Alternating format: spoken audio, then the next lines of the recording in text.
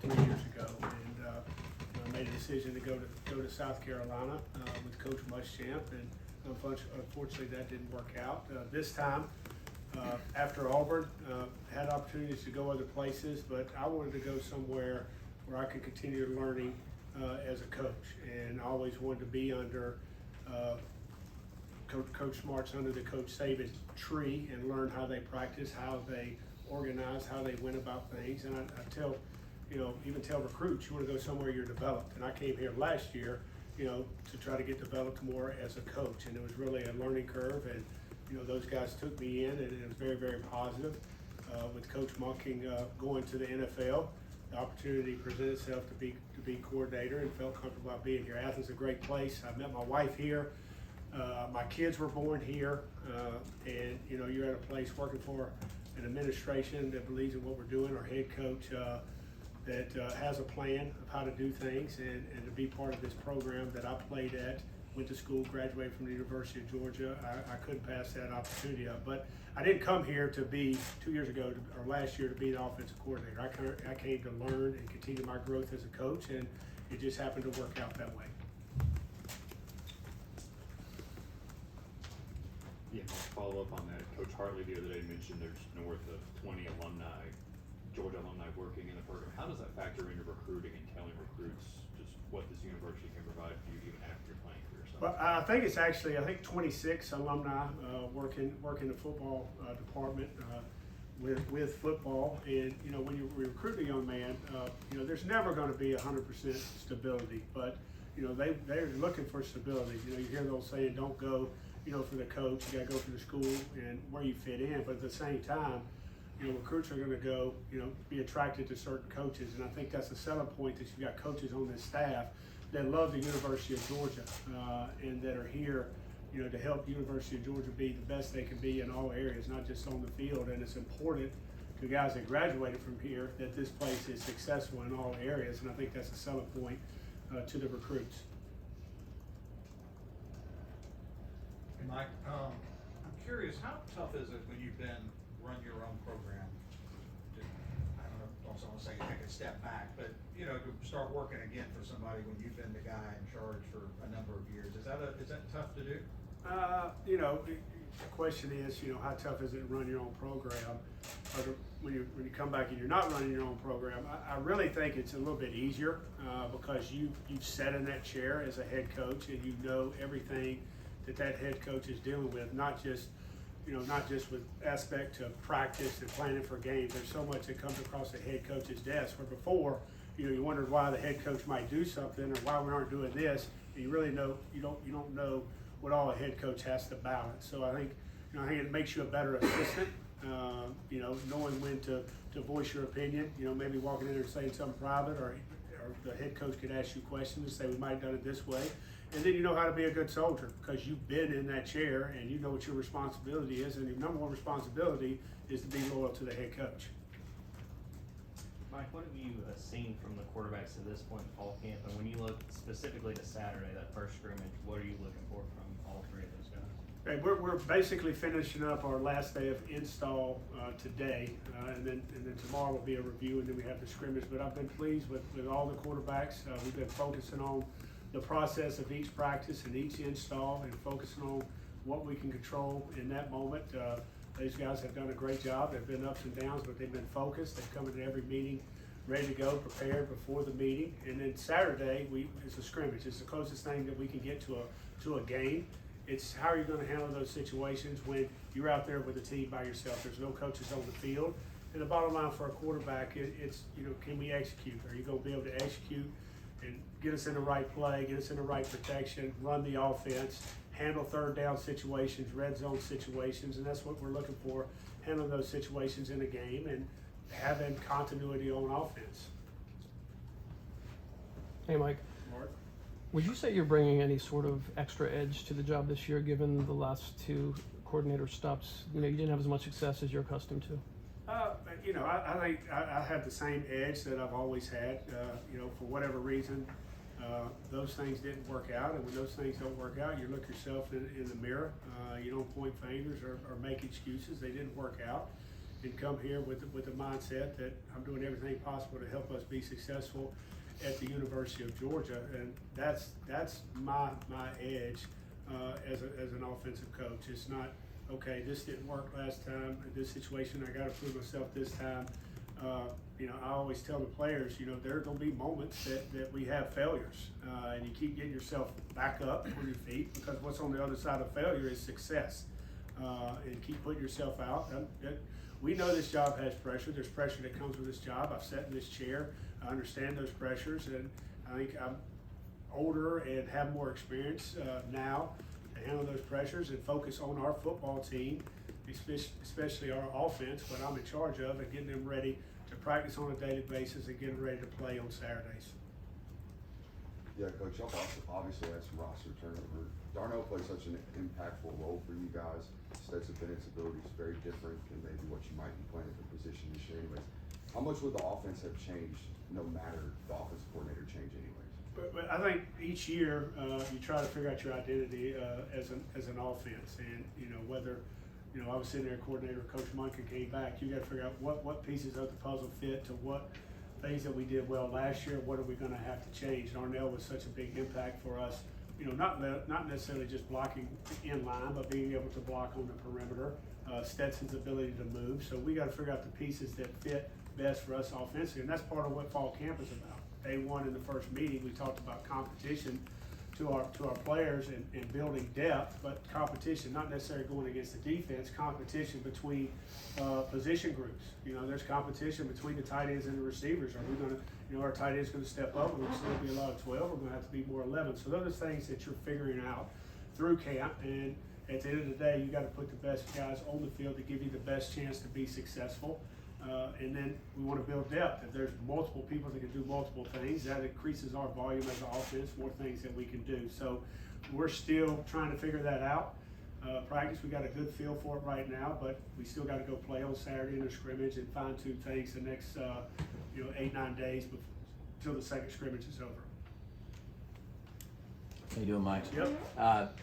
Since you've been here last, you know, Georgia's won 2 national championships and played for another, and it would appear, just based on roster size and speed, that has changed and increased in the time you were away and at other places. I just wonder if you can validate that, and once you got down there in the weeds and you start figuring out who can do what and who's got what skill level, and how does that play into, you know, what your philosophy is going to be? Well, you know, I think the number one thing, I think they've done a great job of recruiting around here, and there's always been good players at the University of Georgia, but I think Coach has done a great job of building depth at all the positions.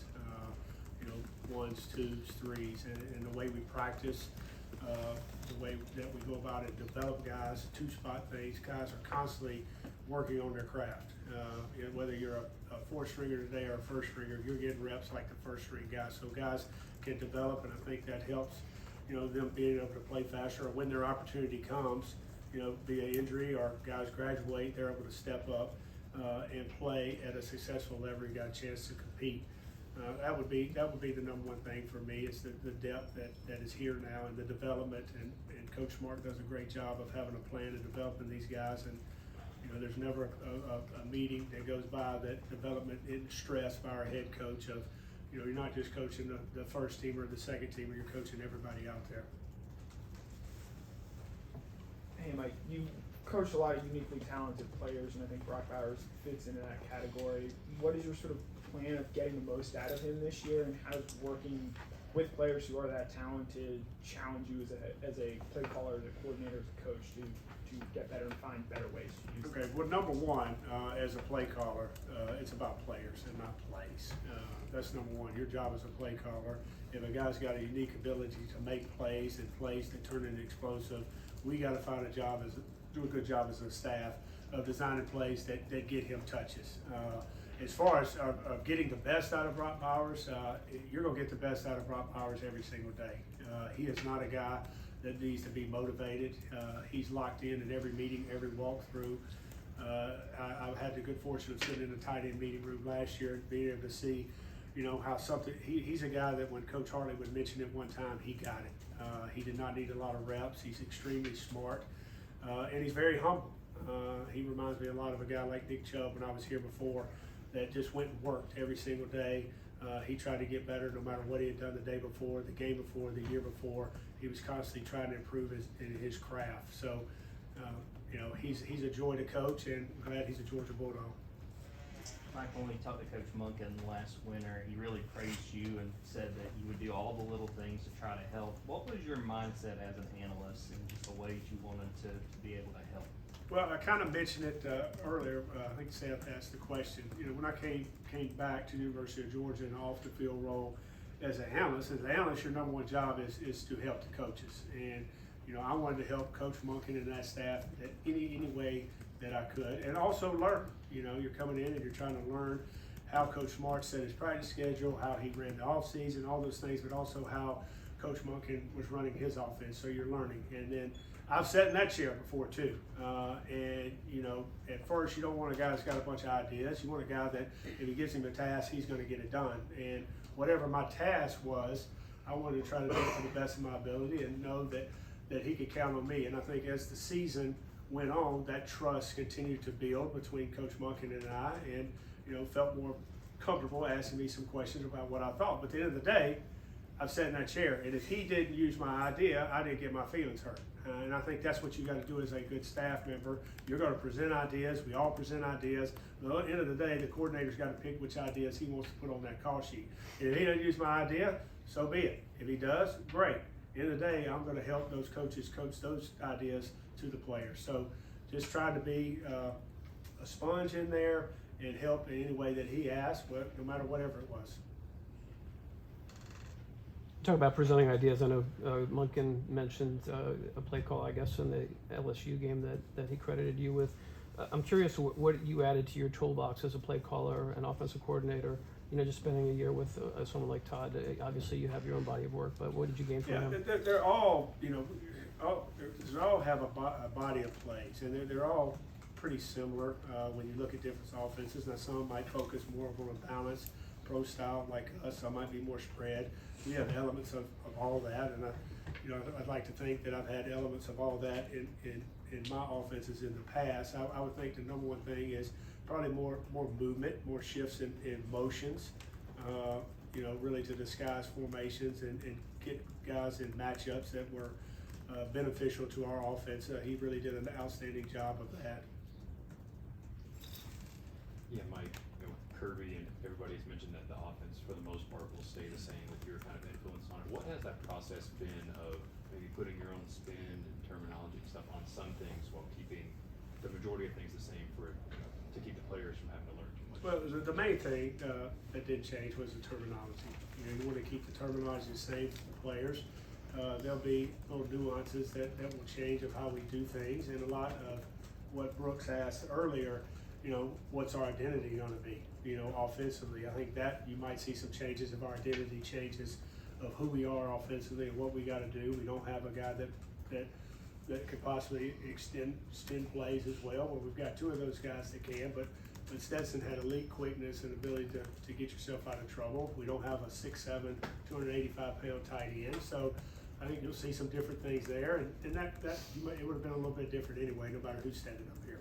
Got time for two more questions? Kind of along the same lines as Mark talked about the toolbox thing, but just from a procedural and a process standpoint from Coach Munkin, what did you learn there in terms of kind of how he did things and how he approached things, used personnel, things like that? Procedure, I'd say, during the game week, I've usually sat as a whole staff and kind of watched things and had ideas. It was broken off. Each guy had a responsibility and presented to the staff, and he allowed ownership within the staff. I had an area, Coach Harley has an area, Coach Clinton has an area, Coach McGee has an area, and those guys took ownership of that. And I think, again, he doesn't use every idea that somebody presents, but he gave the staff in that room ownership of the game plan, and I thought that was unique. And then again, the shifting in motion and stuff like that, of getting us in some plays and some advantages of those guys not being able to attack certain formations. Hey Coach, I know you talked a lot about your analyst role last year, but you brought in two guys this off season, and I know it's early, but what have you seen from guys like Daryl Dickey and Brandon Streeter? First of all, I'm excited that we got Daryl Dickey and Brandon Streeter, two guys that are experienced coordinators. Coach Streeter, obviously in Clemson. Coach Dickey has been everywhere. So those are guys that, you know, as a coach, you can bounce things off, ideas that you might have. How have you done it this way? What have you done? Is it a little bit different? Is it the same? And then their roles will increase once the season gets closer of having areas and presenting to the staff. And you know, some weeks it might be a multitude of things, and some weeks it might be one play that helps to get us a first down or a conversion on third down or score in the red zone. So I'm excited about that. Nobody has all the answers. Okay, I've never had all the answers. I think if Coach Monken was sitting up here, he would say he didn't have all the answers. So you're in that staff room, you're looking for ideas, and you're looking for fresh ideas, maybe a spin on the way that you've done something in the past that will give you advantage that the defense might not be able to recognize. So it's all about ideas and putting ourselves in a position where we can be successful in offense.